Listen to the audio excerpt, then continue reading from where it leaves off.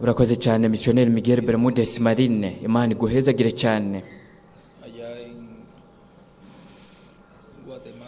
Hariya muri Guatemala mu ikoraniro riyobowe na Revera Edouard Kubur, ni ikoraniro ryose rya hariya n'abakozi b'Imana bose ubu ngaho muri ico gihugu n'abandi bo mu bindi bihugu bahari mu uyu mwanya hariya muri Ciudad de Guatemala. Hariya muri Guatemala mu uyu mwanya dufise ikigwa ibanga ry'impera zihabwa abanesha, bwavuzwe 6 z'ukwi 11 mu 1997, buvugirwa muri Lomas de Zamora muri Buenos Aires muri Argentine.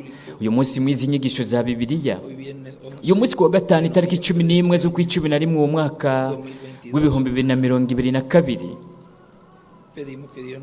turasavye ngo Imana iduhe umugisha cyane biciye muri ibi bisomwa, biciye no mu butumwa kandi tuzakoba turiko turumviriza mu uyu mwanya. Uyakurikije cyanditse cyo mu byashyuriwe Yohana ikigabane cya 21 umurongo wa 6 kugeza ku w'indwi.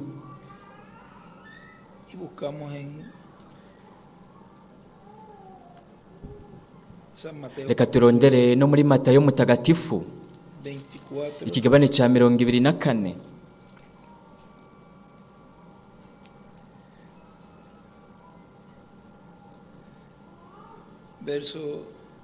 umurongo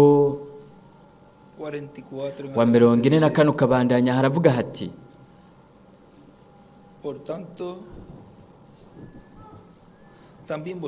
nuko namwe mwamwe mwiteguye uko umwana w'umuntu azoza mu gihe mutiyumviriye.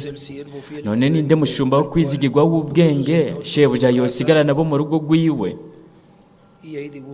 Aho yaciye acapura ko piramide ingana mwashi n'inyenyeri ya Dawidi imbere muri iyo piramide, yosiga mu rugo rwiwe ngo abagaburire igihe kigeze. Hahigwa uwo mushumba shebuja agarutse azosanga akora atyo. Ndababwira ukuri yuko azomuha kugaba ibyo afise byose. Ariko umushumba mubi niyibwira mu mutima wiwe ati databuja aracyatevye, maze agatangura gukubita abashumba bagenzi biwe no gusangira n'ababoregwa. Shebuja w'uwo mushumba azoza ku munsi atamwiteze ko,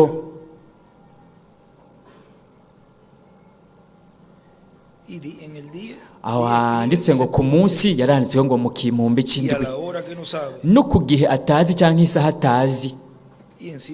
Hejuru y'igihe cyangwa isaha yaciye acapura ko ibuye rikomeza imfuruka, azomucamo kubiri amusangiza umugabane wiwe n'indyarya, niho hazoba amarira no kuryanya insya z'amenyo.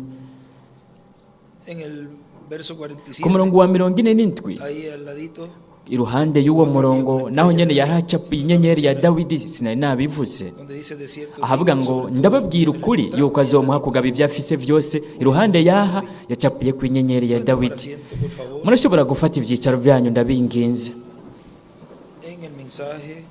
Mu butumwa bwiswe ngo inkingi mu rusengero rw'Imana, yanditswe ko izina ry'Imana, izina ry'umugwa w'Imana n'izina rishasha ry'umwami Yesu Kristo bwavuzwe 9 z'ukwa 4 mu 2016 muri Santa Cruz muri Bolivia.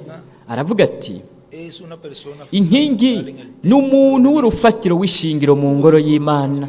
Harabayeho inkingi zibiri umwami Salomo yubatse, imwe yayise Yakini, iyindi ayita Bowazi mu bami ba mbere 2:21.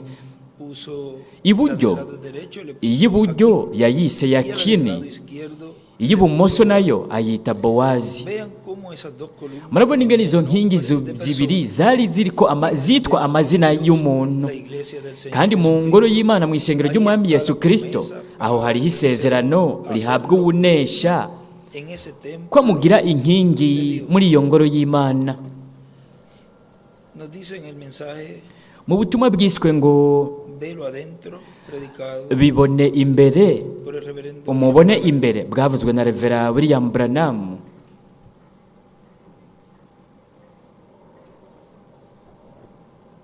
Nos dice la página 19. Aratubwira ku rupapuro rw'19. Pero el hombre que ya pasó de ariko umuntu yamaze guca muri ivyo akarengana agasiga umwotsi hanze yinjiye, igihuzu iyo gikorokeye hirya no hino yiwe munsi y'amababa atwikira y'umukerubi, ubwiza bukomeye bwa Shekina namba uwo muco ntuzokwigera ugoyagoya ugabanuka, ntuzokwigera uzima, kandi umuntu abaye mu kugaragara kw'Imana munsi y'igihuzu aba mu bwiza bwa Shekina. Ntacyo bimutwara naho ibihuhusi vyohuhuta canke hakaza ibicu canke ibipfungu ku kwezi canke ibipfungu ku nyenyeri. Ku nyenyeri yaranditse ko ngo intumwa ibitereko ko amatara bizimye.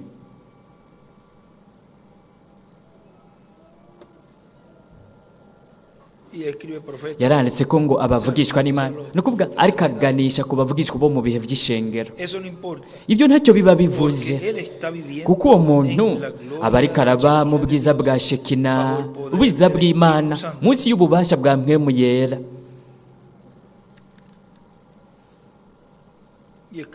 Arandika ko ngo mu kibanza cyahera cyane ubwiza bwa Shekina umucyo ntuzokwigera uzima mu ijoro, ni nk'umucyo w'ikinyegezwa, umucyo mwiza ukayangana, kandi uwizera ari mu kiruhuko agendera imbere mw'ico gihuzu, mw'ico gitambara ubwiza bwa Shekina, aho manu yari iri, aho ajya buri munsi iyo manu ntihera, we arajya manu. Arandika ku ruhande ngo ukwezi akarongo ishengero, inyenyeri acandika ngo bingana abamarayika indwi. Omenga yari yanditse ubwa mbere ngo abakerubi, ariko yaciye yandika naho yanditse ibindi ko ndasoma ibitereko ko amatara ndwi bingana ibihe ndwi.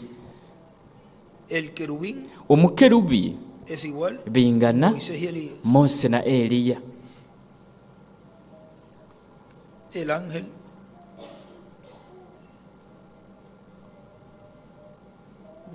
Umumarayika wa Yesu biraboneka yanditse duto duto.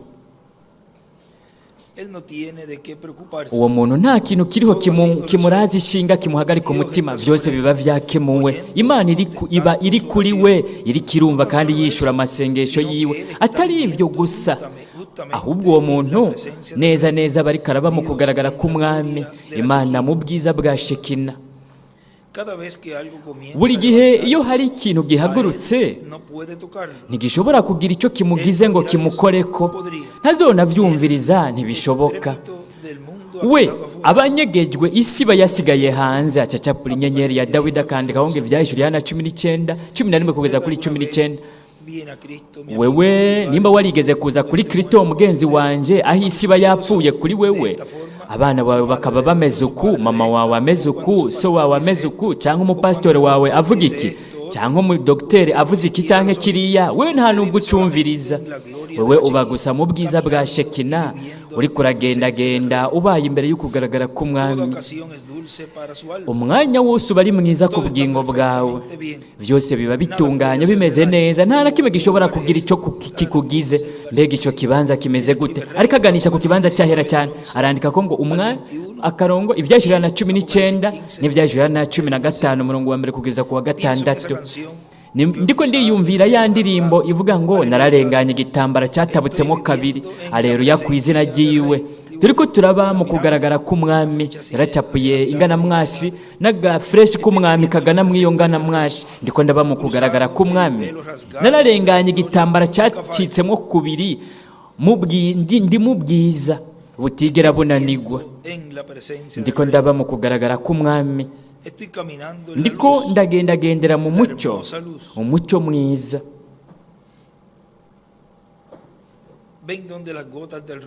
Mbega murabona aha mama y'urume rw'imbabazi akayanganira, kandi Yesu umucyo w'isi arakayanganira hirya no hino yacu ijoro n'umurango. iyo niyo ndirimbo yariko arasoma, yariko araririmba. Permíteme esconderme y permíteme Nyemerera desaparecer, kwinyegeza, encontrarme Señor, en ti. nyike mboneke ndi muri wewe, Que yo sea crucificado, que hablen mis vecinos, wemerere ababanyi banje ibi na biriya bigende, njye mu ishengero jyenyine nguma imbere yo kugaragara kwawe. Naramaze kuba ngaho mwami, kandi sinzokwigera nifuza kuhava, nzokwizigira ijambo ryawe ibyo uvuze.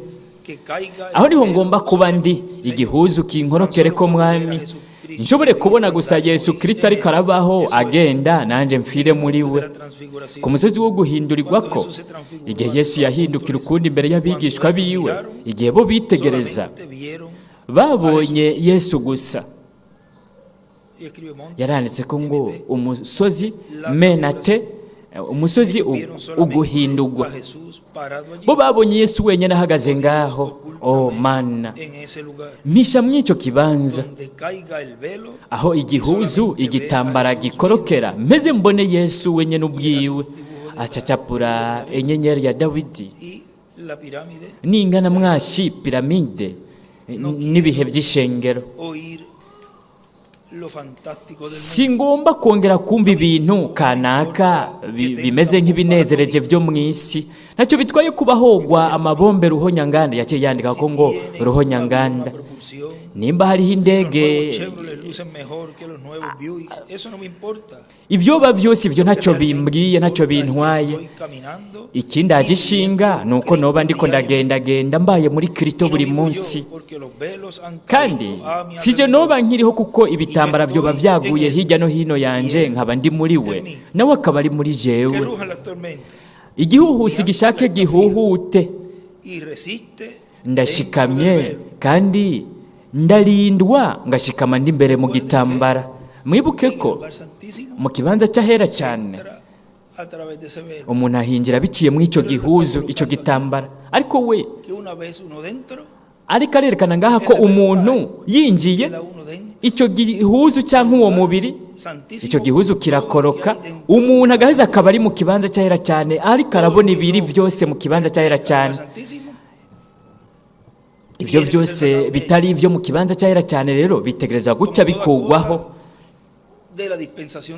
nk'uko ikintu cyose cyo mu kiringo cy'ubuntu gitegerezwa gukugwaho nacyo nyene. Kandi havuzwe ngo byose, ni ukuvuga ni byose nyene.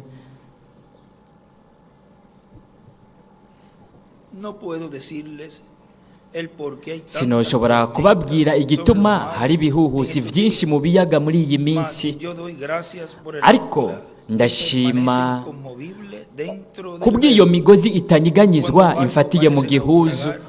Ubwato bubonetse umenga bugira bwibire, iyo migozi ifashe hirya y'igihuzu, ngumirijwe mw'ico gihuzu. Arandika ko ngo ikibanza cy'ahera cyane, agacapura ibuye rikomeza imfuruka mu gice cyo hejuru y'ingana mwashi, araca munsi umurongo akandika ko ngo igihuzu.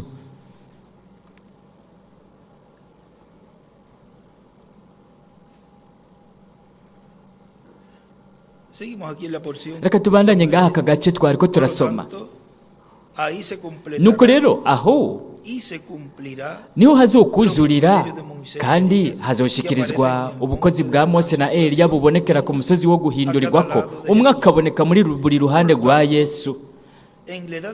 Rero mu gihe cy'ibuye rikomeza imfuruka, aho hazobaho ubukozi bwa Mose na Eliya. Hari umugisha w'uko buba ubukozi bw'abamarayika umwana w'umuntu arungika kugira ngo bahamagare begeranye abatunze bo mu ihanga ry'Abaheburayo 144. Haheze hakogwe ibikorwa bigenerwa ubukozi bwa Eliya n'ubukozi bwa Mose. Nicyo gituma mu byahishuriwe Yohana baboneka bariko barakora nka vya bintu nyene Mose na Eliya bakora, kuko ubukozi bwa Mose na Eliya buriko burisubiramwo, buba buribwo buriko kuko n'ubukozi bwa Mose na Eliya buba buriko burisubiriramwo mu gihe cya nyuma. Kandi murabona Mose niwe yamenye izina ry'Imana, we yararihishuriwe. a su ayudante. yarahejeje arita izina umufasha wiwe amwita yosuwa, ariryo risigura ngo umukiza, kuko niwe yategerezwa kujabukana abantu hakurya ya yorodani akabajyana mu gihugu cy'isezerano.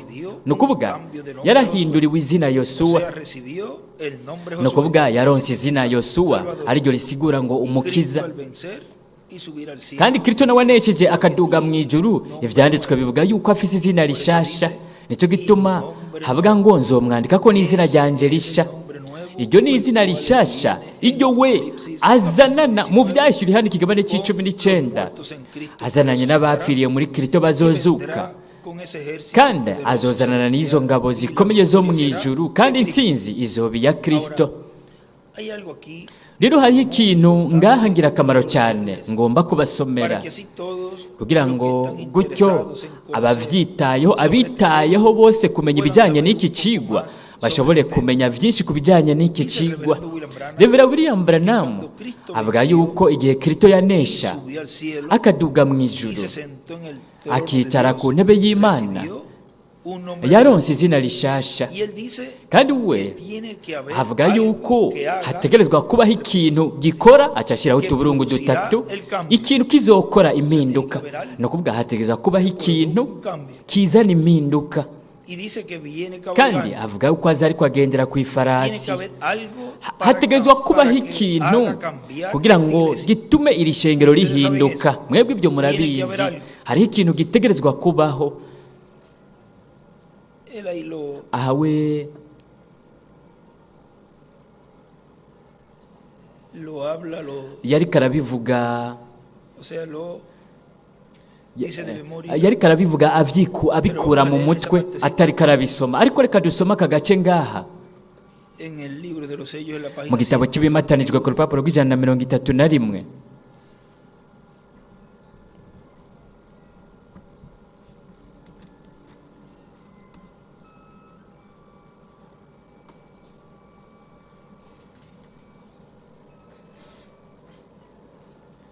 Y ahora Jesús su nombre sobre la yesu tierra rero fue izina Jesús, ryiwe ku el isi Redentor, yiswe yesu umucunguzi, porque fue el Redentor kuko cuando estuvo yari sobre la umucunguzi tierra. igihe yari ari Pero ku cuando isi, conquistó el ariko infierno igihe yanesha y kuzimu na rupfu lo venció, yarabinesheje aduga mu ijuru. entonces recibió aho rero yaciye aronka izina Por rishasha. esa razón es que gritan. icyo nicyo gituma bo basemerera bakavuguza urwamo rwinshi, ariko ntihagire ikintu na kimwe bahabwa baronka, rizohishurirwa mu mituragaro. En el misterio. nimwibaze ku iryo banga, we aza ariko agendera ku Tiene ifarasi. que haber algo. hariho ikintu gitegerezwa kubaho kugira ngo gihindurire ishengero.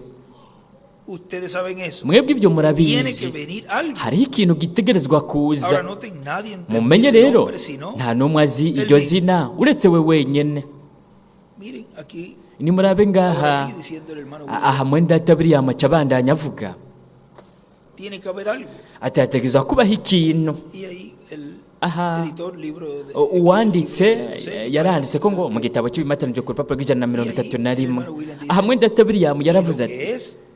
Vamos a ver lo que dice. kandi ¿Qué es? mbega icyo ni giki, reka turabe icyo ari cyo nk'uko bivugwa mu bimatanijwe. ni ukuvuga ni giki icyo kintu gitegerezwa kuza, Y va a la 104 y 105. kandi ndetse ajya ku rupapuro rw'104 n'105 aravuga ati urupapuro rw'104 n'105, 104 ku iherezo. Y ahí empieza a aha rero aca atangura kuvuga ibiri ku rupapuro rw'104. reka tujye ku rupapuro rw'104 kugira ngo kuko turabifise ngaha. Dice el hermano William, mwenda William ariko arasoma ngaha aravuga ati, al final de la edad pentecostal, ku iherezo ry'igihe la cya palabra de Dios, pentekoti y nk'uko que biri mu Dios ijambo bendiga ry'Imana, esta kandi noche para Imana nosotros. imfashe muri iri joro ndabibereke. Debemos recibir un dutegerezwa mensajero que kwakira tomará intumwa todas las cosas izofata que ibintu ellos byose bo dejaron basigaje y batabirangije. revelará todo el secreto iyo de ntumwa Dios izohishura para ibanga ry'Imana aparejar ryose la kugira novia ngo para el rapto. itegure Luego umugeni vienen azamungwe, siete hanyuma números hacahaza imituragaro misterios y'ibinyegezwa atanubwo yanditswe Y yo nivyo. creo que por medio kandi ndizeye de ko los siete truenos biciye mu mituragaro será ndwi revelado en los últimos días mu minsi lo que y'iherezo se necesita hazohishurwa para ibikenewe kugira ngo para bitegure tener la umugeni, fe kugira ngo aronke ukwizera kumushoboza kuzamungwa, kuko mu byo dufise mw'uyu mwanya ntitwoshobora kuduga. Hay algo que tiene que venir hariho ikintu para gitegerezwa kubanza aparejar. kuza kugira ngo kidutegure, Porque como estamos kuko ahora uko apenas tumeze podemos mw'uyu tener mwanya suficiente kumbure tworonka ukwizera ko gukira indwara ariko bigoranye. Dutegerezwa kubanza kuronka ukwizera gukwiye kugira ngo duheze duhindurwe mu kanya gatoya dukugwe kuri iyi si. Ivyo rero tuzobibona hanyuma Imana ibishatse aho vyanditswe.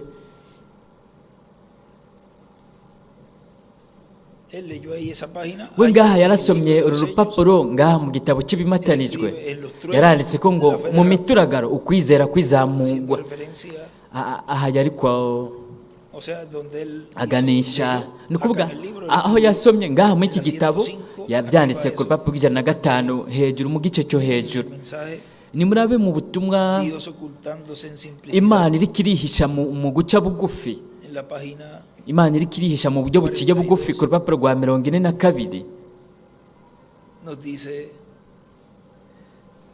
Haratubwira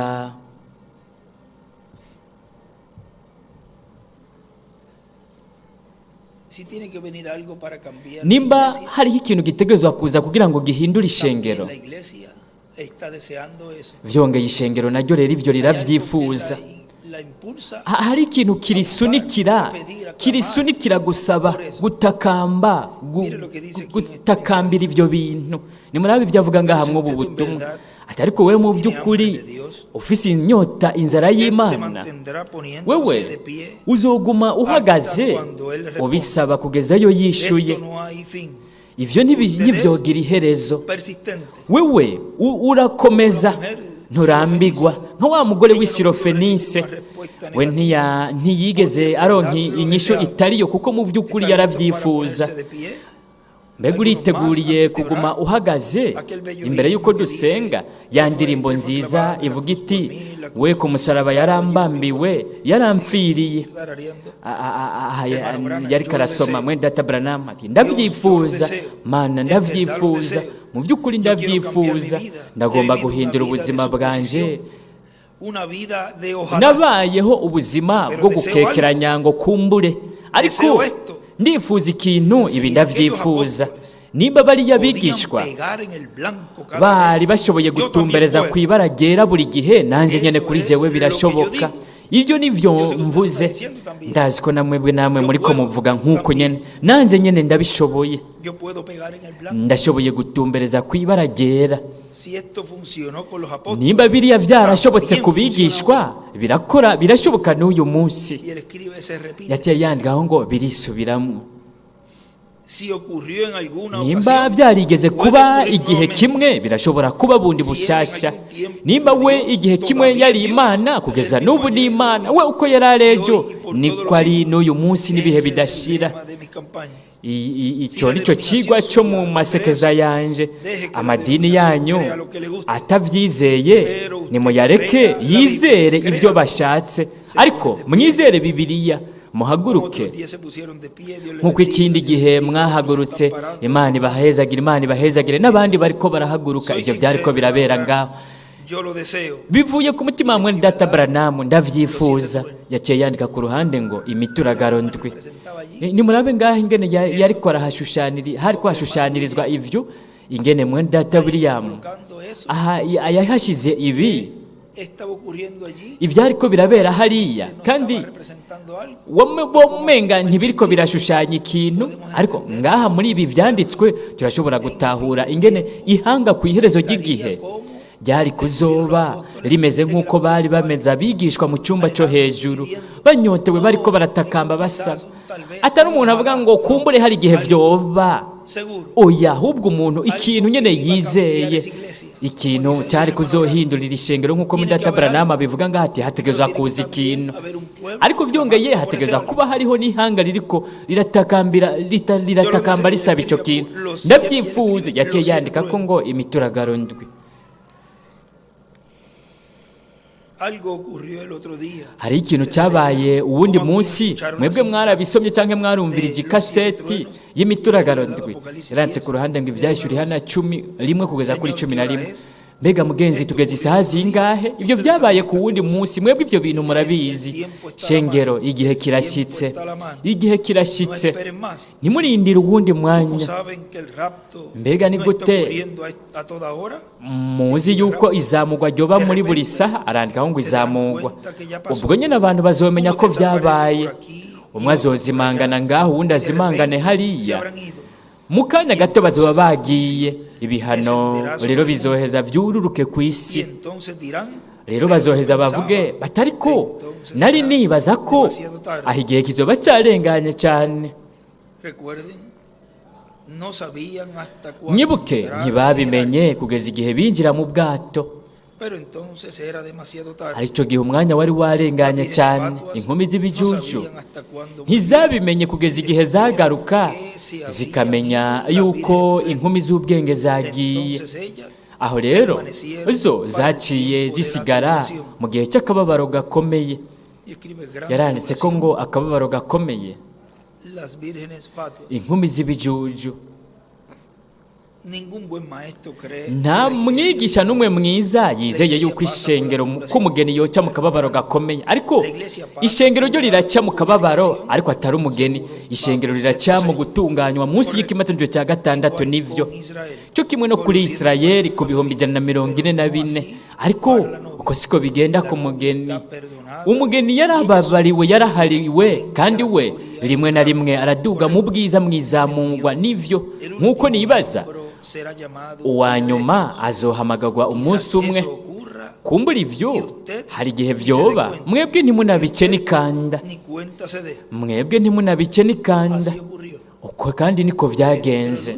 Uwanyuma yarinjiye kandi nta n'umwe yabiciye nikanda. Kugeza ubu ivyo nikahise. Uwo wanyuma tuzomumenya nkuko muri data William yigeze kubivuga igihe kimwe, ko twari kuzomenya uwo ari we uwabaye uwanyuma. Yaravuze ati ariko imbere y'uko hinjira uwanyuma habanza kuza uw'imbere y'uwanyuma. Ni ukuvuga ko habanza kuza abo bose bazi imbere y'uwo wanyuma. Nicyo gituma twajyana ubutumwa kugira ngo harondegwe abo kugeza hashitse uwanyuma. Kandi uwanyuma yarashitse, nta n'umwe yabimenye. Uko niko bizoba no kwizamugwa.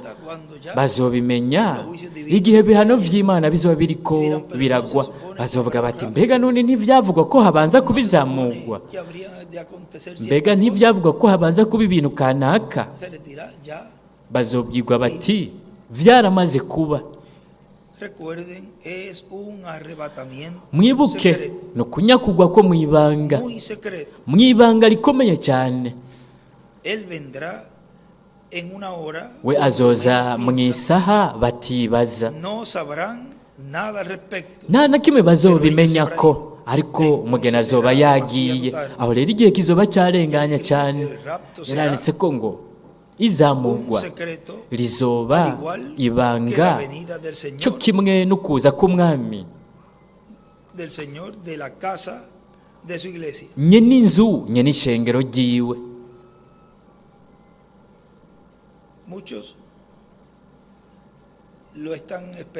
Benshi baravyiteze, barabirindiriye ko aza gushitsa ubuvugishwa kanaka, ariko ari bo hagati muri twebwe. Benshi babirindiriye mu buryo kanaka, kandi barashinga intahe bakavuga ibintu mu buryo kwa kanaka bw'ingene byari kuzoza. Nk'uko rero vyavuzwe mu ncuro 9 kuri 10, ibintu biba vyashikijwe n'ibiriko birashyitswa navyo bikaba biriko birabaca hejuru mu buryo buciye bugufi uko Imana iriko irabishitsa. Nka cyanditswe bakoresha, umenga yari Howell. Mwene data Miguel nawe nyene yarabisomye mu ico cyanditswe mu gitabo cyitwa ngo kubw'urukundo abatunzwe bakunzwe. Harashyizwe mu nako gace, ako gace k'ubutumwa. Ayo majambo ya Dr. Soto yarashyizwemwo, amajambo ya mwene data William Soto Santiago, umumarayika w'umwami Yesu Kristo. Aho we aravuga ati nimwabona, areka tubisome kugira ngo nabyo tube tubifise ngaha nk'urufatiro mwizi nyigisho. Ati profeta mensajero nimwabona uwo muvugishwa n'Imana ntumwa w'ikimatarijwe cy'indwi, estarán viendo la venida muzoba del muri ko Señor murabona con ukuza k'umwami Moisés y Elías, azananye na Mose na Eliya. Ariko akora iki? cumpliendo Ariko arashyitsa, las profecías ariko del arashyitsa tercer ubuvugishwa bwo gukwegwa en kwa la gatatu visión de la gran mu iyerekwa catedral. ry'ihema rinini katedrale. ¿Y dónde es que lo van a ver? None ni hehe rero muzomubonera bundi bushasha ngaho? Aho nyene Me verán de nuevo. ati aho rero niho muzombonera bundi bushasha. Los amo mucho. Porque no Ati ndabakunda cyane kuko aradukunda cyane, natwe nyene turamukunda. Imana ibaha umugisha. Amen. vean, Murabona, muchos esperan que eso benshi bararindiriye ko ivyo bishitswa, y que él venga a cumplirlo él mismo. we akaza akaba ariko arabishyitsa wenyine ubwiwe, bagahagarara Empiece a cumplir eso agahagarara agatangura gushitsa ivyo desde un púlpito. ariko gicaniro, Cuando ya mu gihe lo está haciendo desde el púlpito, ariko arabikorera ku gicaniro muri ubu buryo buciye bugufi, en medio de ese cumplimiento, hagati de la muri misión uku de la gushyitswa carta, kw'iyerekwa en ry'ihema, medio del cumplimiento mu gushyitswa a eso que vio kuba el imbere profeta William Branham, y'ivyo Revera William Branham yabonye, aricyo cyabaye igice gisozera cyane igice cyo hejuru cyane de todas esas actividades mu ibyo bikorane byose byari ko bigenda biraba, bigenda biraduga ku rwego rurushiriza gukomera kugeza hageze uwo mwanya waho we yabonye ivyo byose byatanguye mu buryo bugenda buratera imbere. empezaría con predicación, We yatubwira ko byari kuzotangurwa no kuvugwa k'ubutumwa, no mu bindi bibanza byinshi yaravuga mwene data Branham ko también predicaciones de enseñanza. hari kuba kuvuga ubutumwa bw'inyigisho. yaciye yandikaho ngo inyigisho mu ihema, inyigisho bingana ihema cyangwa ihema bingana inyigisho. Nimuraba ingene ibi byose rero byagiye biraboneka kugeza ubu turamaze umwanya kanaka, ingene ibi vyanditswe byagiye birashyitswa kandi bizobandanya bigenda birashyitswa kugeza bishyitse kuri wa mwanya uwo Revera William Branham yabonye, Todo se va a cumplir conforme a como ya kandi byose bizogenda birashyitswa nk'uko byahanuwe byavuzwe, kandi nk'uko Imana isanzwe bifise mu mugambi wayo, mu nteguro yayo. Hari ibintu kanaka bitazomenyekanishwa kugira ngo ntihaduke abigana ngo bagerageze kwigana nk'ivyo nyene bavuge bati nanze nyene ndashoboye kubikora. nunca se habló de Nicyo gituma namba hatigeze havugwa kw'iyi ntambuko mu buryo bufoboye nk'uko iriko iravugwa ko ubu, kuko iyiza kuvugwa ko bari gushobora gutangura kwigana nk'ibi nyene bagahava bayovya abantu abungere cyangwa abakozi b'Imana de larga trayectoria y podían ser bamaze urugendo rurerure bikababera igitsitaza, bakaba igitsitaza, igikorwa cyabo rero kigahava cyankwa.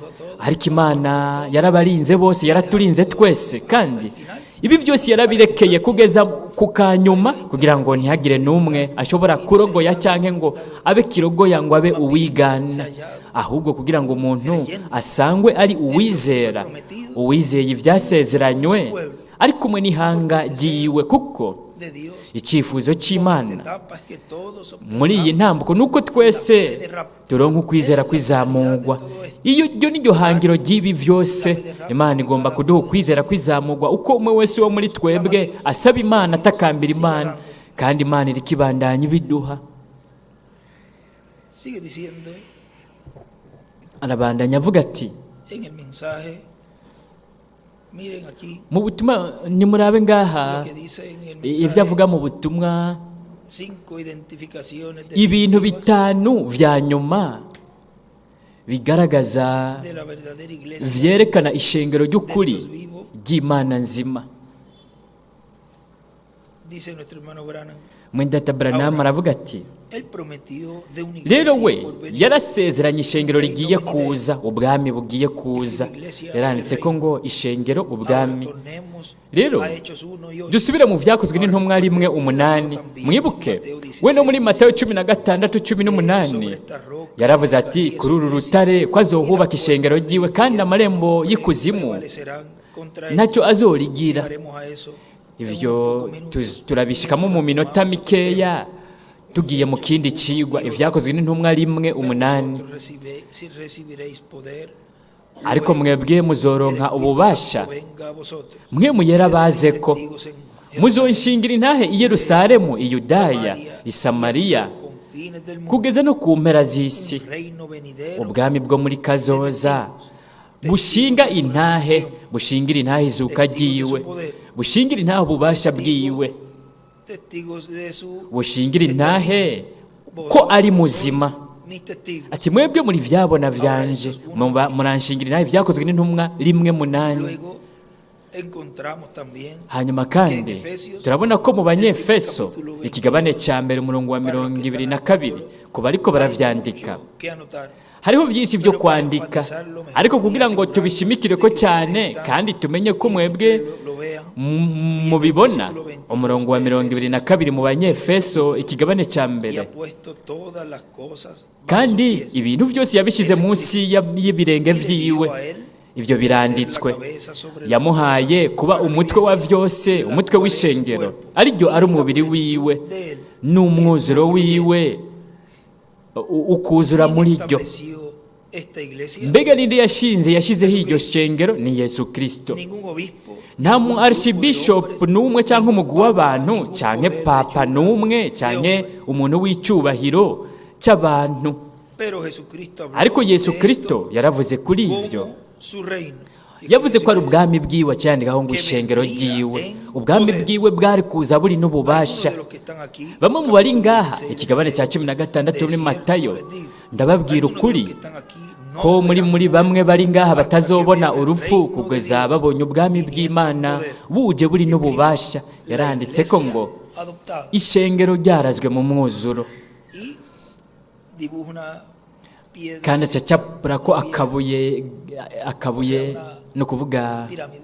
inganamwashi piramide, akandika ko hejuru ngo Imana iriko iragarura ubwami bwayo ishengero ryayo mu buryo bw'impwemu, hanyuma naho Físico con la adopción. izobikora mu buryo bufadika mu kuragwa mu mwuzuro. Acacapura ko piramide n'ibihe by'ishengero.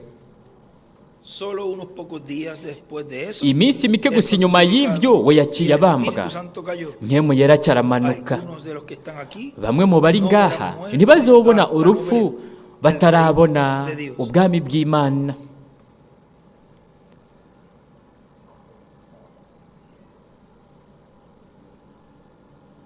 y en arribita de quién No hejuru y'aha handitse ngo ninde yashyizeho iri shengero, igihe yariko arabivuga ngaha escribió Apocalipsis yaranditse ko ngo ivyahishura Yohana 1:15, 7:2, 10 kuva murongo wa mbere na 11, 19 umurongo wa 11 kugeza ku wa 21. esas escrituras. Yaranditse ko ivyo vyanditswe ngaha.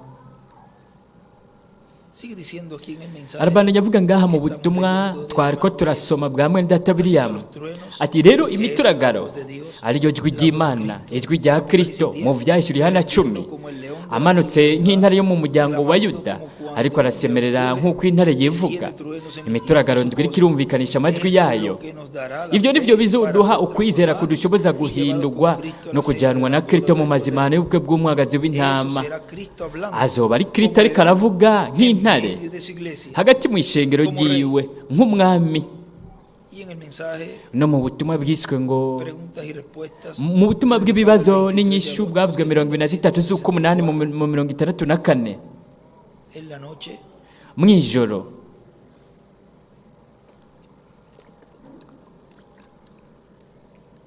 nos dice en la página 43. Aratubwira ku rupapuro rwa 43. Mire lo que dice aquí para los Ni muri abivyo avuga ngaha ku bijanye n'ingero cyangwa impera que van a recibir y'abazoronka a ese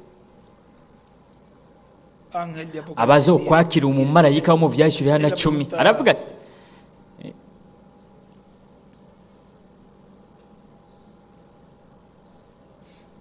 La pregunta 75 dice, ikibazo cya 75 aravuga ati hermano Branham, si tiene tiempo, mwene data Branham nimba ufise por umwanya favor explique ndakwinginze sigura Matayo 10:41. Ndifuza kumenya impera nk'iyo umuvugishwa iyo ariyo. Yesu yavuze neza ati uwakira ubuvugishwa n'Imana kuko ari ubuvugishwa n'Imana, nawe aronka impera nk'iyo umuvugishwa n'Imana. Impera y'umuvugishwa n'Imana ni ukuba umugenzi, inshuti y'umuvugishwa n'Imana. Uwakira umugororotsi kuko ari umugororotsi azoronka impera nk'iyo umugororotsi. Matayo 10:41. mbega ibyo Si nibyo ellos desean kandi saber nimba bo qué es la bifuza recompensa kumenya del profeta, impera nk'iy'umuvugishwa n'Imana iyo ser ariyo, amigo iyo del mpera profeta. ni ukuba umugenzi, Esa inshuti es y'umuvugishwa una recompensa. n'Imana. Iyo ni Él es impera, tu ingero, amigo. we aba umugenzi wawe, Como la mujer tsunamita nka wa mugore pudiera venir a la mar wa hariya. alguna vez, ve, lo hizo con ella. Byarabaye kuri uwo mugore. Vigile a los siervos de Dios. Mugabe kubashumba b'Imana, arandika ko ngo impera nk'iy'umuvugishwa bingana kuba umugenzi, inshuti, umugenzi w'umuvugishwa n'Imana. En el mensaje futuro hogar Mu butumwa bwiswe ngo urugo rwo muri kazoza del novio celestial y de la novia terrenal, urugo rwo muri kazoza rw'umukwe wo mu ijuru n'umugeni wo ku isi, ku rupapuro rwa 58 nos dice: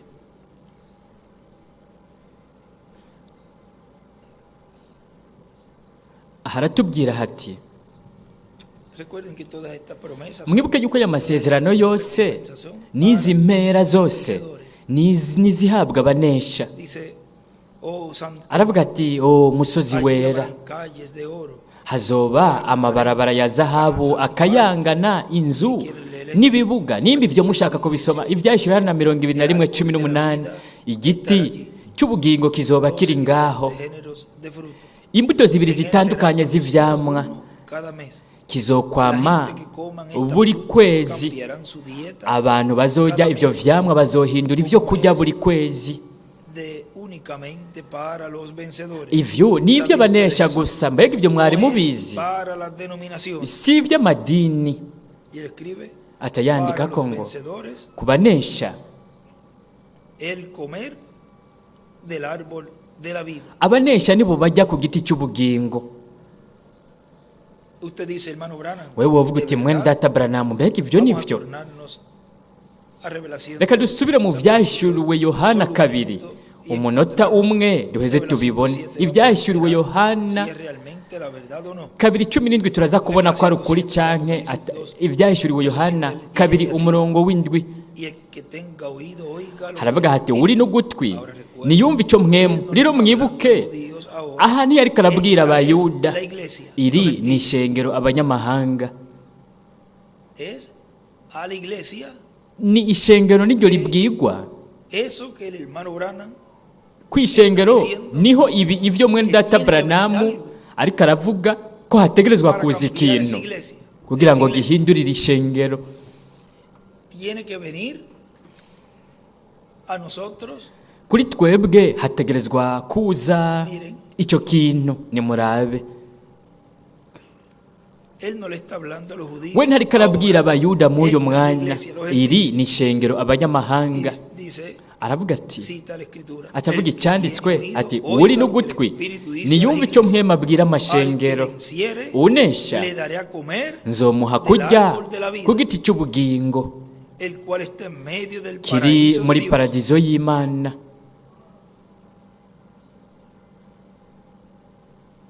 En el saludo que Mu ndamukanyo todavía zitari bwaduzwe, van a faltar alguna serie de escrituras. kumbure hazoburamwo ivyanditswe bimwe bimwe. Vamos a ir consiguiendo como esta que Tuzogenda turarondera nk'iki turiko turasoma.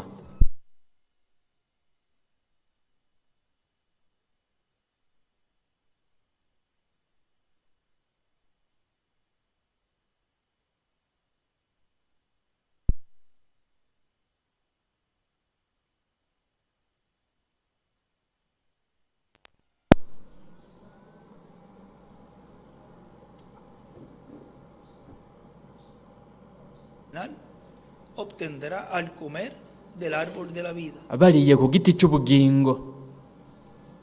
O sea, volver a tener Ni ukuvuga ese título de propiedad. ni ugusubira kuronka igitabo gihesha uburenganzira bundi bushasha hagati mu biremwa abantu, Todos los hijos de Dios, los mu bana b'Imana bose abatoranijwe b'Imana. y ese saludo se subió Kandi izo ndamukanyo zadugijwe uyu munsi, palabras canke yoba yari amajambo por la partida yavuzwe kubwo kugenda kwa mushiki wacu umwe wo mu ikoraniro ngaha, kandi ayo majambo yaradugijwe. Ni byiza ko mwoyasoma mukayafatanya n'ibi turiko turasoma muri iki cyanditswe. Aho rero ibintu biragenda vyaguka cyane, ibijyanye no gukomera kw'ibi bintu biriko birabera muri iki gihe cya nyuma hagati mu ishengero ry'umwami.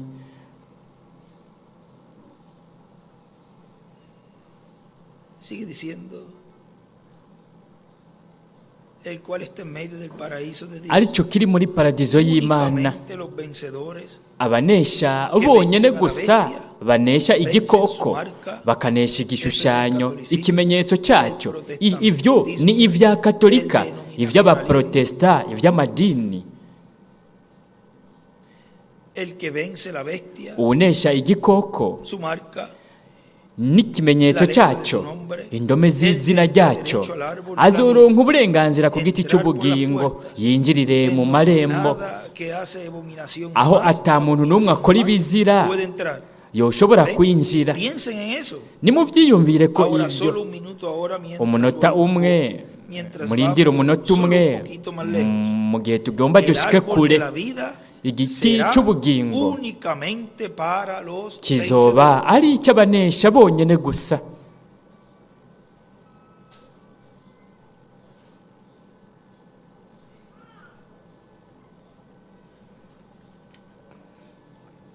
Sigue diciendo aquí nuestro hermano. Arabandanya mwene data William avuga ngaha, Pudiéramos seguir en esa, twari gushobora kubandanya muri uyu murongo, pero ariko nos tomaría vyodutwara uwundi mwanya.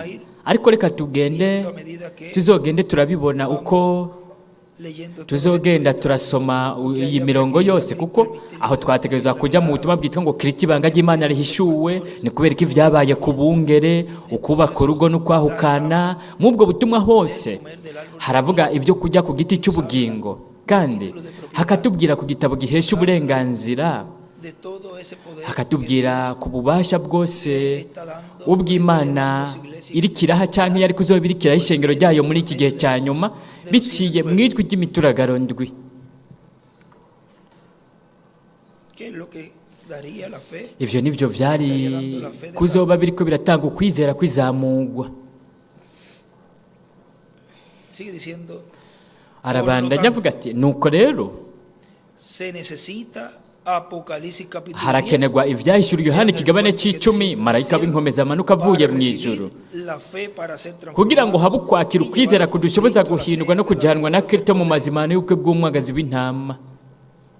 página Ku rupapuro 128 rw'ijana haravuga hati, hagati na hagati mu urwo rupapuro haravuga hati, rero imituragaro ndwi yo mu vyahishuriwe Yohana que él muestra izokwemera ko we yereka umugeni ingene yitegurira kuronka uko kwizera guhambaye ko kwimugwa. qué es lo que permitirá Mbega ni iki kizokwemera ko we yereka umugeni ingene yitegura kugira ngo aronke ukwizera ko kuzamugwa ko kwimugwa? los 7 truenos. N'imituragaro ndwi. Y Kandi podrán decir, abantu boshobora pero si kuvuga ya eso fue dado, batariko ivyo vyaramaze gutangwa. si hubiese sido dado, Iyo biza kuba vyaramaze gutangwa, izamugwa ryobaye ryaramaze kuba. y Kandi pero ariko es que eso no está, no lo he buscado, no está en los mensajes. ati mbega ibyo ntibiri ariko ni ukuvuga ko ibyo bitari mu butumwa, kuko ntivyanditswe, En los mensajes. ntawe uzobisanga mu butumwa. Ahora que se está Ubu niho hablando biriko biravugwa todo lo correspondiente ibintu byose a ese ángel fuerte de Apocalipsis 10, bijanye no marayika w'inkomezi wo mu vyahishuriwe Yohana 10, trae ese ari we título de azana ico propiedad. gitabo gihesha uburenganzira. En ese título de Mu ico propiedad, gitabo gihesha uburenganzira agitanze, y al decir que profetice agaca avuga yuko yovugishwa ku moko menshi indimi nyinshi, mw'uko gusobekerana entre gentiles y hebreos, hagati y'abanyamahanga n'abaheburayo. Aho rero se lleva niho a su Imana novio, ijana porque umugeni le da wayo, lo que ella kuko está iramuha esperando. ibyo umugeni aba arindiriye, iramuha ibyo we akeneye, ariko kwizera Y kwizamungwa. cuando kandi abaheburayo nibabona batari ku uyu niwe twebwe twari turindiriye, ariko ntabaje ku bwabo, aba yaje ku bw'ishengero ryiwe. Ariko kugira ngo aze ku ishengero ryiwe ategeza kubanza kuri ukwizera kw'izamuka. Mbega umwana w'umuntu niyaza azosanga ukwizera mu isi? Oya, ntazosanga uko kwizera. Rero ategezwa rero gutanga ibi bivugwa ngaha ngo hategezwa kubaho ikintu gihindurira ishengero. Ivyo bitabaye umuntu yoshobora kubandanya yumviriza ivyo vyose yifuza kumviriza, hama ntatega amatwi ivy'Imana iriko irakora, akamara umwanya w'ubuzima bwiwe, iminsi yiwe ku isi igahera akagenda. Ariko namba ntazokwigera aronka ukwizera kw'izamurwa. Vyose birafise urutonde ruva ku Mana, kandi vyose kugeza ubu birafise ugushitswa, birafise umwanya kugira ngo Imana ibishitse. Ntibishobora kubera mu gihe canke mu muntu canke ahantu umuntu we yifuza, ahubwo Imana irabifise ibisanganywe mu nteguro yayo. Ariko uw'Imana arumva ijwi ry'Imana, kandi uw'Imana uriko ararondera bitakambira ivyo, nk'uko yabivuze mu butumwa bwitwa ngo Imana mu buryo buciye bugufi, aho avuga ati, aho avuga ko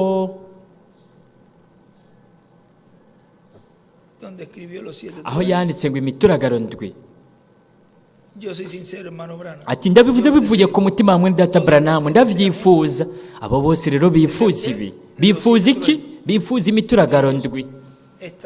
Abo bazoba bariko baravyumviriza, bariko baravyakira, bizera, bavyizera, kuko ntiturabo ngaha, turagomba kugenda. Kandi icyo ni ikintu gisa cyane natwe, ni ijambo. Turi igice cya ya Teofaniya, turi ijambo, kuko twavuye muri we, turahagarariwe, turaserukiwe hariya. Aravuga, reka turondere mu gitabo cy'ibimatanijwe kuri rwa rupapuro yasoma, ku rupapuro yasomye, kugira ngo tubone ibyo yahanditse nabyo yene tubishire ngaha.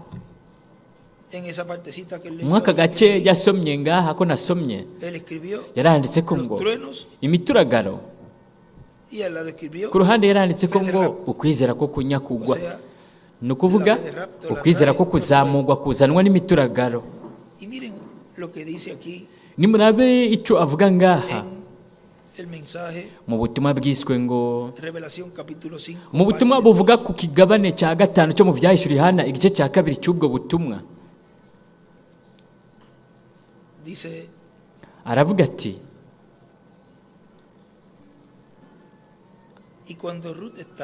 igihe Rusi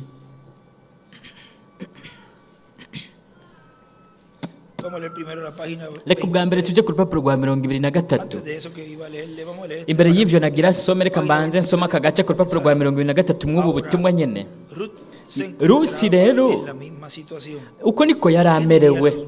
Mbega abanyamowabu bari kuvuga gute bamubwira igihe yajabuka kugira ngo aje muri Isirayeli mu bantu b'abafana b'indorerezi benshi? We yategereje gufata ingingo, we yategereje gufata ingingo wenyene, kandi nawe utegerezwa gufata ingingo. We urashuha cyangwa ugakanya, urizera cyangwa ntiwizera. Ntushobora kuba ushakashakisha uti nizeye igice, nizeye gushitsa hagati, kugeza hagati. We utegerezwa gufata ingingo, kandi mu nyuma maze gufata ingingo yiwe, we yarajabutse aja mu gihugu gishasha. Yaciye acapura ku inyenyeri ya Dawidi, arandika ko ngo Rusi ariko agana muri Isirayeli kugira ngo ahabwe ingero impera. Reka tujye ku rupapuro rwa 25 aho twagira dusome. Kandi igihe Rusi yari aruhutse, byashushanya ishengero riruhukiye mu isezerano ry'Imana. Turafise ingwati ubu y'agakiza kacu, niduhagaritse umutima nimba turiko turagenda cyane oya turiko tujayo. Nivyo Imana uko niko yabivuze, Imana yarabisezeranye, kandi turafise ingwati. Amen. twarakiriwe, Kristo yaratwemeye, nta buryo buhari bw'uko twosohoka ngo tubivemo mw'uyu mwanya, niho turi. Amen. Icyo dutegerezwa gukora gusa ni ukurindira kugeza we afashe, ariko arakora igikorwa cy'umucunguzi wo mu muryango. Turafise ingwate y'ivyo mw'uyu mwanya, turindiriye igihe aho we agaruka. Rero ikintu gica gikwirikira kuri Rusi, Rusi yarahawe impera ingero. Ivyo ni vy'ishengero naryo ryakoze, ryo ryarinziye mu gutsindanishirizwa kwa Luteri, hanyuma ryinjira mu kwezwa hariya kwa Wesley, ryinjira mu mubatizo wa Mpwemu Yera muri iyi minsi ya nyuma. Rero ubu riruhutse, dufise ingwati y'umugabane wacu. Turazi yuko hari ikintu cabaye kuri twebwe, twaravuye mu rupfu dushika mu bugingo, kandi turarindiriye tuniha kubera kameremere, twifuza icyo gihe aho tuzoronka ubuzima budapfa, umwuzuro wo kudapfa, imibiri yacu izocungurwa, vyose biba bicunguwe, kandi turamurindiriye ko agaruka ku rugi. Aca yandika ko ngo mu buseruko, aca c'akarongo agacapura ko n'ibuye rikomeza imfuruka n'ibihe vy'ishengero. Mbega none ni iki? Rusi yarahawe ingero, impera.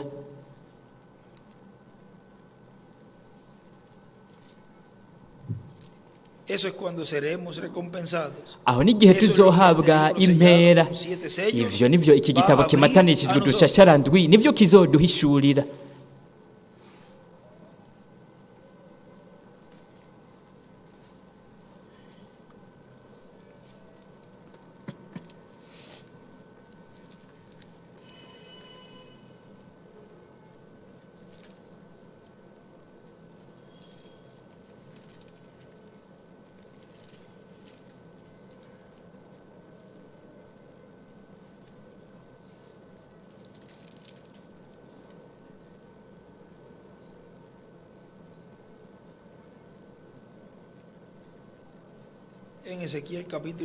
Muri Ezekiel kigabane ca 46,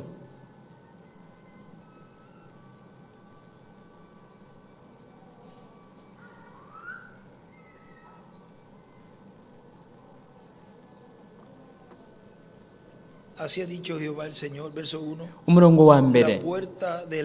Ukuri ku mwami uhoraho agize ati, kirimba cy'inyubakwa kirabana n'iburasirazuba kize cyame kijishwe mu minsi y'ibikorwa uko ari 6, ariko ku munsi w'isabato kijishugwe.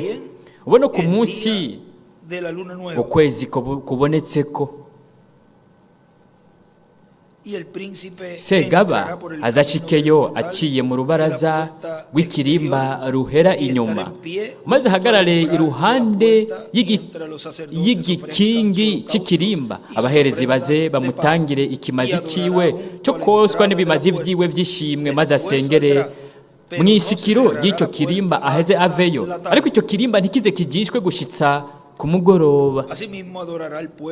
Kandi abantu bo mu gihugu baze bahore basengera imbere y'Uhoraho bari nyuma y'ico kirimba ku masabato no mu mboneko z'ukwezi. Nimuraba ico habandanya havuga, ico abandanya havuga ati, none haca haba iki? Rusi yarahawe impera. Reka nsubiremo, aravuga ati, aho n'igihe tuzohabwa impera. Ivyo nivyo iki gitabo kimatanishijwe udushasharandwi kizoduhishurira. Mbega ibi bintu ni biki? N'amabanga. Ivyo ntivyanditswe mu ijambo, vyo bitegerezwa guhishurwa na Mpwemu Yera. Ariko wewe ubiravye mu by'ukuri, ivyo vyose bihishurwa biciye mu vyanditswe, ariko vyarahishijwe abantu. Nitwagera mu muzingo hanyuma, mwebwe muzomenya ingene ivyo vyakingiwe. Rero muzomenya ingene ibi bintu vyugururwa bihishurwa. Yaranditse ko ngo impera ya Rusi bingana, ibimatanijwe n'ivyo biyizana. No mu butumwa bwiswe ngo mu iki gice Parte 2, igice cya kabiri parte 2 también de Revelación. mu gice cya capítulo kabiri mu butumwa buvuga ku vyahishuriwe Yohana ikigabane cya 5. 5. Mire lo que dice, nimurabe ico havuga página 44 abajo, 44, 45. urupapuro rwa 44 45 na 46 44 abajito y 45. canke 44 hepfo na 45 haravuga hati Yohana ategerezwa kuba yaragize pentekoti yiwe. Describe año Yaranditse ko ngo uwo mwaka wa pentekoti Él dijo, yaravuze "Cada criatura en el cielo, ati ivyaremwe byose vyo mu ijuru, ivyaremwe ku isi, ivyaremwe byo munsi by'ikuzimu, ivyari mu biyaga, yumvise bivuga biti amen, icubahiro n'umugisha bibe ibyo yicaye ku ntebe umwagazi w'intama igihe cyo gusenga, amen. lo hicieron ellos, Mbega bo babigenjeje gute? Aya n'amajambo yiwe todos ellos lo oyeron. byose yaravyumvise. Bya binyabuzima bine bica biravuga biti amen. Yohana, nivyo uri mukuri, semerera, shimagiza cyane uko ushoboye. Alabanzas, amén. Yumvise bivuga biti amashimwe, ubwiza, umugisha n'ububasha. Babakuru 24 bikubita hasi bubamye basenga iyibaho ibihe bidashira. Ku rupapuro rwa 45. Mbega ingene ari agakuru keza cyane.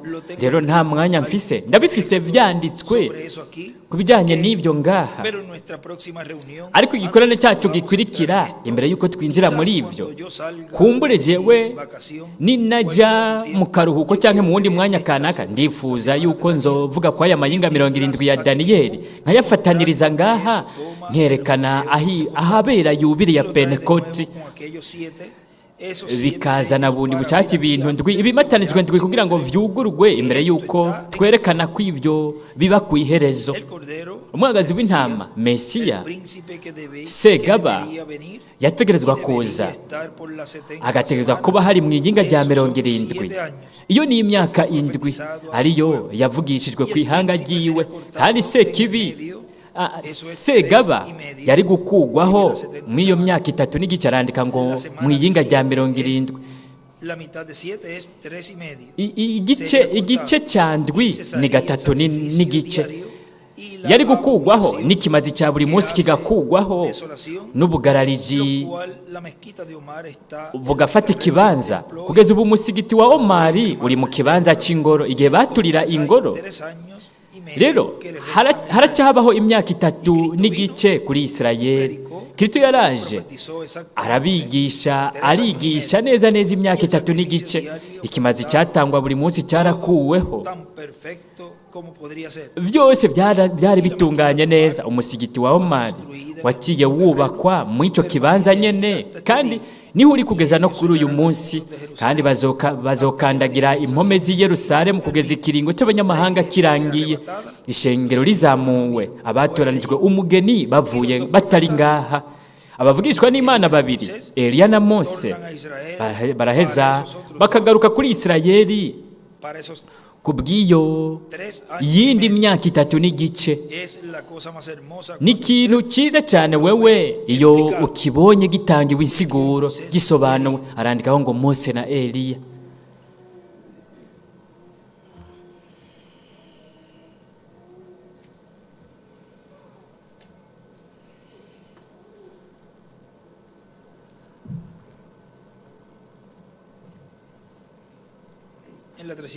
Ku majana 351 mu bimatanijwe.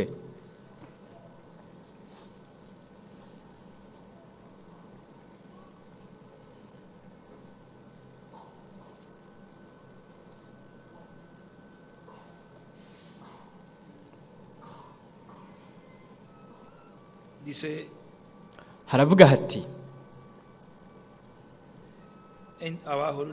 hepfo ku gace ka nyuma, rero abo bavugishwa n'Imana babiri canke intumwa zibiri zo mu byashize hana 11 bazobwira ubutumwa Abayuda bati ubwami burashitse, kuko ubwami bw'ijuru buzokwimikwa igihe bo bazoba bariko barigisha. Hazoba ari mu myaka 3 n'igice ya nyuma yo mu iyinga rya 70 rya Daniyeli, nk'uko yabisezeraniye Abayuda ihangagiwe bwite. Yaranditse ko ngo ubutumwa bw'ubwami, yaranditse ko ngo Mose na Eliya.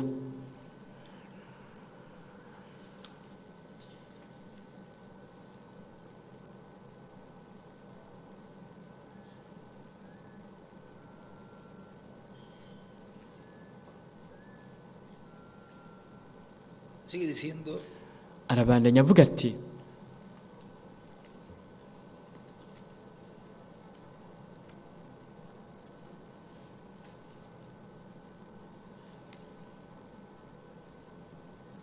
en el libro de las edades, en la mu página gitabo cy'ibihe 36, by'ishengero ku rupapuro rwa 36.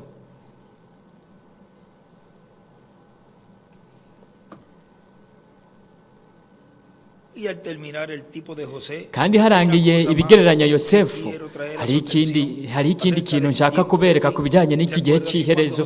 Muri bwa yuko igihe Yosefu yavugana na bene se, igihe Benyamini atari kumwe nabo, yabavugishije afise uwuza aramusigurira, naho yari azi kuvuga igiheburayo. Bene se yabavugishije mu rundi rurimi, yaranditse ko ngo imituragaro.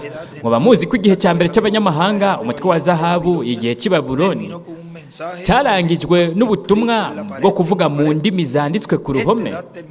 Iki gihe kizorangira nk'uko nyene indimi nyinshi kuri uyu munsi ni ikintu kigaragaza cyane ko igihe cy'abanyamahanga cyarangiye, kandi Imana kwiriko irasubira kuri Isirayeli.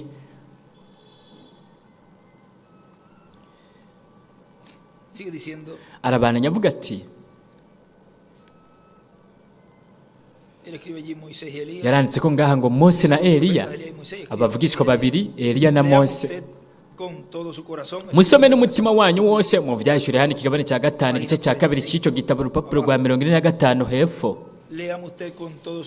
Mwebwe mubisobane n'umutima wanyu wose. Mbega muratahura icyo ari cyo ubu igitabo cyari kimatanishijwe dushasharandwi niki? Turabifise mu muzingo ubu. Mwibuke neza neza mw'iyi minsi y'iherezo byari bizigamwe mu gwavya gw'ibumba. Ivyo murabitahura ubu uyu mwanya. Mbega ubwo gwavya gw'ibumba ubu ni iki? Ni Yesu Kristo. Nta wundi muntu n'umwe yari abifise, nta n'umwe. Nibiciye muri we gusa. Nta nubwo byari byanditswe mu ijambo. Nimba byari byanditswe mu ijambo, byari bihishijwe kugira ngo mwebwe ntimushobore kubibona. Yaranditse ko ngo Yesu Kristo bingana ugwavya gw'ibumba. Ibyo nivyo ku rupapuro rwa 46 haruguru. Rero biri muri we kw'ivyo bihishurwa mw'ubwo gwavya gw'ibumba, kugira ngo ivyo ntibihave bibora canke ngo umuyaga ubiceko bitumukigwe. Aha mwenda tabiri amarabandanya avuga ati, murabona byose biriko bica hirya no hino y'imituragaro ndwi, ari ryo jwi rya Kristo ariko aravugira mu ishengero ryiwe muri iki gihe cya nyuma. Mu butumwa bwiswe ngo kumva ijwi ryo mu ijuru uyu munsi, bwavuzwe 13 z'ukwa kabiri mu 2012 cyangwa na kabiri muri Bogota, Colombia, aravuga ati, nuko rero ububasha bwose no bwande Yesu Kristo umukiza wacu. Nicyo gituma we ari nyene ububasha bwose. We ubwiwe arivuga ko ari nyene ububasha bwose mu gitabo cy'Ibyahishuriwe hano ikigabane cya mbere umurongo w'8. Aravuga ati, ndi Alfa na Omega, itanguriro n'iherezo.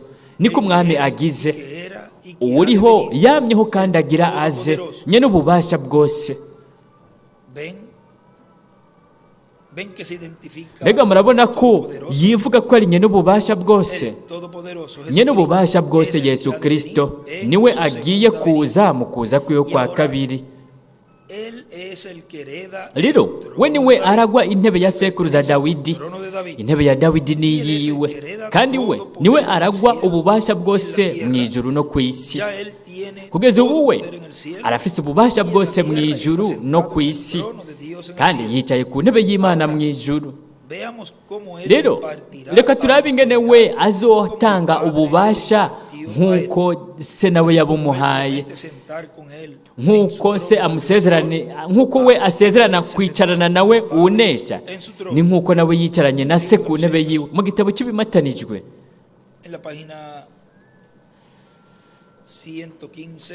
ku rupapuro rw'115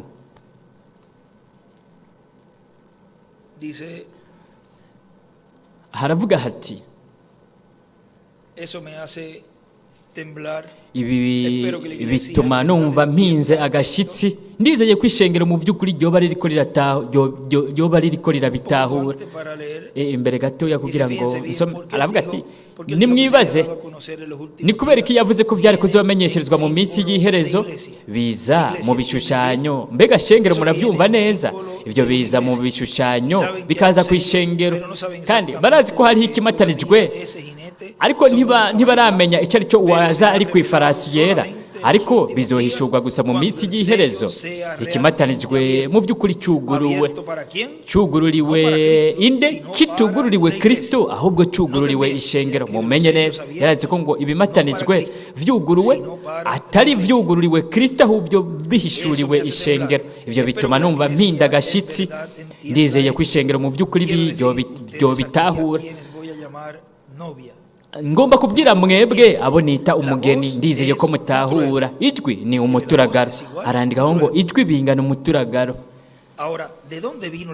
None iryo jwi ryaje rivuye he? Ryavuye ku ntebe, aho umwagazi w'intama yari ahejeje kuva ari nk'uvugira abantu. Yari ahejeje kuva ku ntebe yo kuvugira abantu. Aho rero niho aca ashinga ikirenge cy'iburyo akagishinga imusozi, icy'ibumoso ku kiyaga.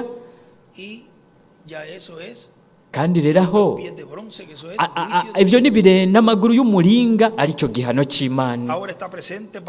Rero ubu abari hari kugira ngo yakire ibyiwe n'umwamikazi wiwe.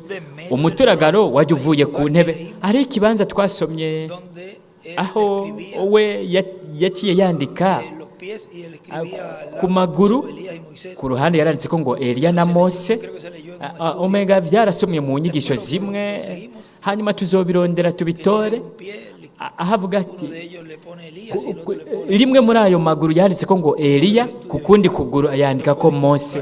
Biri muri bimwe muri zimwe mu nyigisho mwashobora kubirondera. Umuturagaro waje uvuye ku ntebe usohoka ujya hanze. Umwagazi w'intama yari ahagaze ngaha hanze, we yari yavuye ku ntebe ya se kugira ngo afata intebe yiwe bwite. Aca yandika ku gihe cy'ibuye rikomeza imfuruka. Icyubahiro bagenzi, mwebwe ibintu bibacike.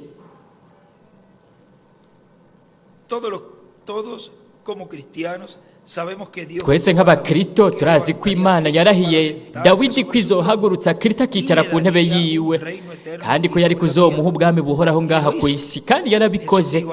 Yesu yaravuze ati unesha antikristo n'ibintu byose byo mu isi nzomuha kwicarana nanje mu ntebe yanje, nkuko nanjye nanesheje nkicarana na Data mu ntebe yiwe. Rero umunsi umwe ari wo ukiri imbere, we azokwicara ku ntebe ya Data, afata intebe yiwe bwite, aheza asohoke kugira ngo ahamagare abantu biwe. Mbega azobisubiza gute? Ngo kugeza ubu arafise igitabo cy'ubucunguzi mu kuboko kwiwe.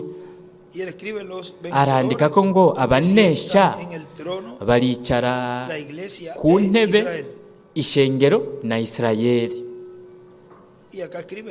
Ngaha naho arandika ko ngo intebe ya Data ni intebe y'umwana.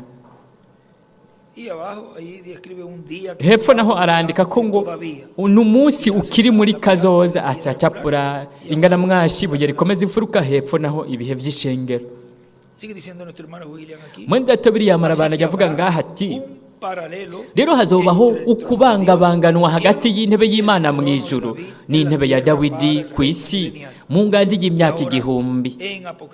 Rero mu vyahishuri Yohana ikigabane cya 2:26 ukabandanya haravuga hati ubunesha kitondera ibikorwa byanje gukitsa ku iherezo. Kugeza ryari? Kugeza ku iherezo. Rero ubu turi ku iherezo, n'igihe cya nyuma. Nzomuha ububasha bwo kuganza amahanga. Mu gitabo cy'ibihe by'ishengero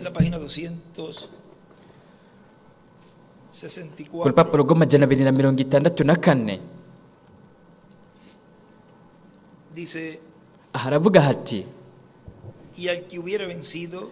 kandi uzoba yanesheje yitondeye ibikorwa byanje kugeza ku iherezo, nzomuha ububasha bwo kuganza abantu. Arandika ko ngo ubwami buhabwa abanesha. Azoyaragiza inkoni y'icyuma. Arandikaho ngo inkoni y'icyuma agacacapura inyenyeri ya Dawidi. Azoyamenagura nk'uko bamenagura inzabya z'ibumba, nk'uko nanjye nabihawe na Data, kandi nzomuha ikinyenyeri gikibatsi cyo mu gaturuturu. Ikinyenyeri cyo mu gaturuturu. mañana. kandi ikinyenyeri cyo mu gatuturuturu ni Kristo mu kuza kwe kwa kabiri. Y escribe Yaranditse ko Matayo 24:45 na 47, Ibyahishuriwe Yohana 10:8 kugeza kuri 11, Ibyahishuriwe Yohana 10:1 kugeza kuri 11, Apocalipsis Ibyahishuriwe Yohana 1 umurongo wa mbere 7 kugeza ku indwi, al 2, indwi 14, kabiri del 14 al 20. 14 kugeza ku murongo wa 20, 22, 6 na 22, 16. Uri n'ugutwi niyumva icyo mwemu abwira amashengero. Ibyahishuriwe Yohana 2:26 kugeza kuri 29. Y hubiere guardado Uzoba mis obras yanesheje yitondeye hasta ibikorwa el byanje fin. kugeza ku iherezo. ¿Consiguieron? Mbega mwahatoye? Del estudio bíblico. Ni mu nyigisho za Bibiliya kugira ngo nabyene bibe birimo ngaha, inyigisho za Bibiliya Número 189. zijana na 89 ku rupapuro rwa 39. Dice Haravuga hati mu byo mwenda William yanditse ati los ojos, amaso inyonga nk'imbeya z'umuriro, inyonga ziwe nk'imbeya z'umuriro.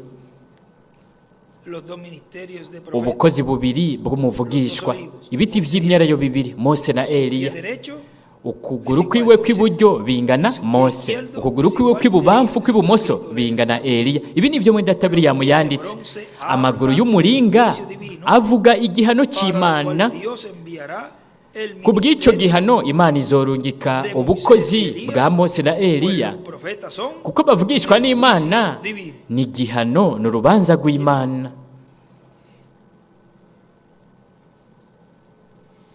es como yo le estaba diciendo Ni nk'uko nariko ndabwira hace poquito a vuba cyane, sinibuka nimba nariko ndabwira Huriyo canke Guillermo Vigermo igihe twari turi ngaha, de Argentina.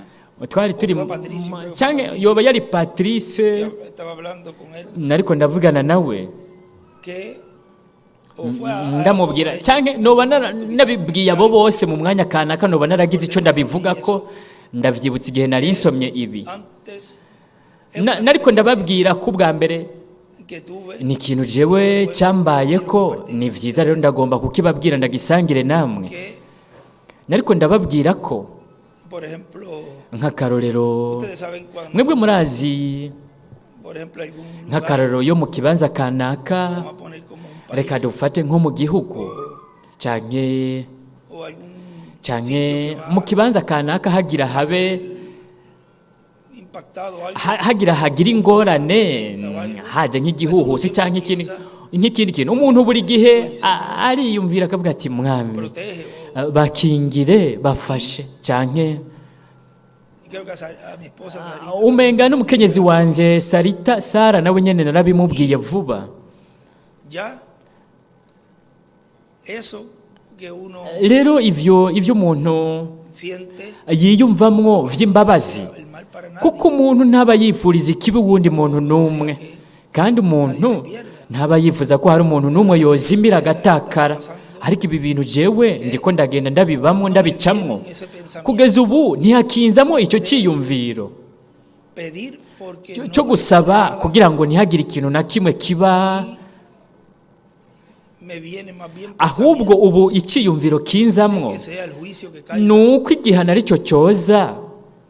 y así también para personas Gutyo rero no ku bantu, rero ivyo byaranyinjiyemwo byanjemwo, hoba haheze nk'indwi nka zitatu, umenga ni guhera nko mu ndwi zitatu un mes canke nko mu kwezi, haheze igihe gito, hoba haheze ni nk'ukwezi nk'indwi zitatu. no me viene Kugeza ubu ibyo vyiyumviro vy'uko byo gusenga canke gusabira ikintu, ibyo ntibikinzamwo bien, byo gusabira iciza, ahubwo más bien como ikinzamwo n'igihano. quería compartir Rero ndifuje gusangira namwe ibi bintu kuko se está moviendo porque ari ikintu kiriko kiraba, kuko we yarigeze kumbarira ati Benji, ubwo bukozi je mu uwo mwanya sinabitahura, kumbura ubu ndiko ndagenda ndabitahura ndabisobanukirwa, kuko avuga ko ubwo bukozi yarambarira ati Benji, ubukozi bwa Mose na Eliya cuando lo descubran ubukimenye ikimatanijwe cya gatandatu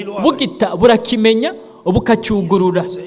Kandi ikimataniro cya gatandatu igihano cy'Imana.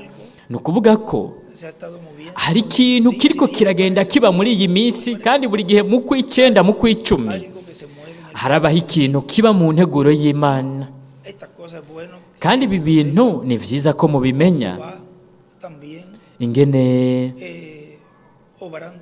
Imana iriko iragenda ikora muri iyi minsi ngaha mu ihema, kuko haza umugisha ukomeye cyane kuri twebwe, haza ukuragwa mu mwuzuro kwacu, guhindurwa kwacu. Ariko mwibuke kandi ko haza n'igihano cy'Imana. Ni ukuvuga hariho ibintu biriko birasobekerana byongeye. Hari igice kandi nasomye aho avuga ko ubwo bukozi ko bushyiraho, tuzobirondera sindabisoma, yarabyanditse muri data William. Ubwo bukozi burashyiraho, burashinga akababaro gakomeye, buragatanguza. Murabona, ni ukuvuga ko hari ikintu kiriko kiraba muri icyo gice nacyo nyine cy'iby'igihano cy'Imana. Nifuje kubisangira namwe ibyo bintu ndiko ndabamwo muri iyi minsi, kugira ngo namwe mube mugavye muzi ibyo byose, kuko ni byiza ko mumenya ibintu byose biriko biraba mu mugambi w'Imana. Twebwe ibyacu, igice cyacu no kubandanya turiko turitegura kugira ngo turonke kuragwa mu mwuzuro, kugira ngo turonke kwizera kwizamurwa, kugira ngo tuve ngaha, kuko twebwe ntidukogwa ko n'igihano cy'Imana. Twebwe ibyo tugenewe no kujya mu mazimano y'ubukwe bw'umwagazi w'intama. Twebwe icyo tugenewe n'imigisha. Arabandanya avuga ngaha aho twari twagejeje mu gitabo cy'ibihe by'ishengero ku rupapuro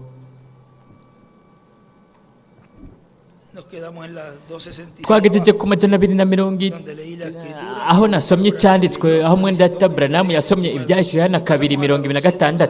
Tujye ku majana 277 na 67 cyangwa 77. Sinzi ko ngaho naho nyene ari amajana 277. Aravuga ati uzoba yanesheje yitondeye ibikorwa byanje kugeza ku iherezo. Amajana 277 ku bafise ikindi gitabo. Nimba ari amajana 264 cyangwa amajana 265 mu icyo gitabo mwebwe mufise. Aha ni ku majana 277, mwebwe n'amajana 264. No kuvuga yoba ari amajana 265 rero ni ibintu bigaragara neza ku bw'ijambo rya mpemu. Umwami ariko arihata kugira ngo abiwe babone icyiyumviro kijyanye n'ibikorwa bigororotse. Avuga ibikorwa inshuro 4. Aha naho aravuga ko uzobandanya akora ibikorwa by'iwe ari umwizigirwa kugeza ku iherezo. Azohabwa ububasha bwo kuganza amahanga, kandi azoba umuntu akomeye afise ububasha ashoboye, umuntu aganza adahinduka, umuntu azoshobora kwihanganira kumenya ingene yitwara mu kintu icyo ari cyo cyose, aho n'umwansi ateye ubwoba azovunagurwa bibaye ngombwa. Ubushobozi bwiwe buzogaragara nk'ubw'umwana bwite. Arandika ngo Matayo 24:46-47. Ibyo bintu ntibiboneka neza, ariko iryo sezerano turibonera empleando reyes, ejércitos y legisladores, quebranta y muele todo lo que se le opone. Ella ha matado a millones. Roma irica abo bose bayigwanya, kandi barafise n'inyota yo kuzokwica abandi batazofukama imbere yayo, ntibazoba babarira. Bo barashyiraho ubwami cyangwa bakabukuraho uko bashatse. Uruhara rwabo rwatumye ibihugu bigwa, kuko bafashe ingingo yo konona abatoranijwe b'Imana. Ibikorwa byabo ni ibikorwa bya Sekibi, kuko bo barica. Ariko umunsi uraje aho umwami azovuga ati muze n'abansi banje imbere yanje mu bice.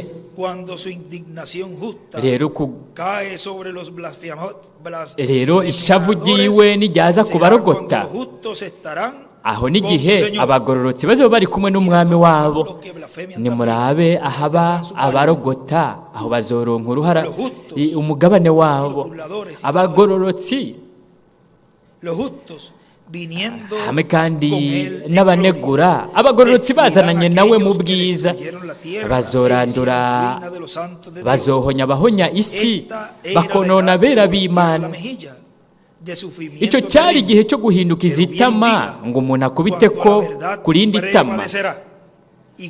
Ariko hari igihe aho ukuri kuzoganza, ninde azokwihanganira umuriro wiwe agakizwa? Abacunguwe n'umwami gusa.